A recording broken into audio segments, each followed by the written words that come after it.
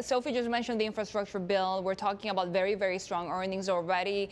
What are the positive catalysts left for the rest of the year? Well, hi, good morning. I think if we look at the earnings season that we've seen so far, it's been a great set of earnings results. We have seen more than 85, 87% of the companies beating their profit estimates, which has been the highest since 2008 compared to an average of 75%. And I think there's still room for earnings beat if you think about it, because this current quarter is the fifth consecutive quarters of double-digit positive earnings surprise since the pandemic. And if you think about it, historically, that sort of double-digit earnings surprise tends to occur just around recessionary period, and obviously we have had a very good run over the last 5 quarters. But if we were to put some perspective behind these numbers, we can see that there is some degree of analysts as well as corporate management potentially underestimating the operating leverage as well as the upside from the recovery. And just to put it in perspective, we tend to get around half or so of companies who tend to issue earnings guidance for the next couple of quarters. But since the pandemic, basically many companies have ceased giving guidance altogether. And at this point in time, probably less than 80, 90 companies out of the 500 in the US are giving guidance, which is also one reason why we've been seeing very strong consecutive earnings beats over the last few quarters.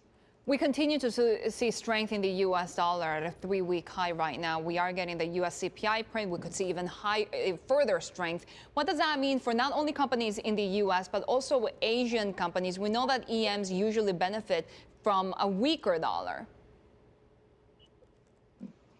Well, I think in the short term, we do see some scope for continued U.S. dollar strength in the coming week, but we do believe that any strength will likely stay below its high in early March of this year, before our medium-term view of a weaker U.S. dollar reassert itself.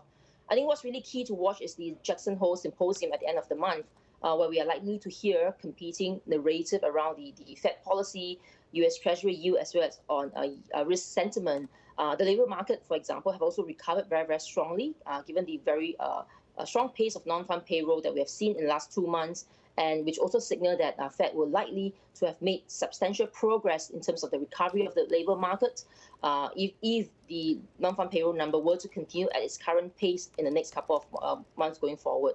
And in our view, that will probably set the stage for stronger US dollar in the near term before in the rest of the world allow growth outside of the US to pick up more substantially to drive a weaker US dollar view on a medium-term basis.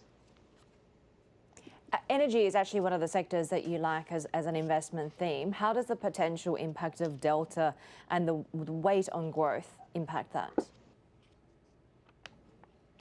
I think it might set back some of the gains that we have seen in oil prices most recently.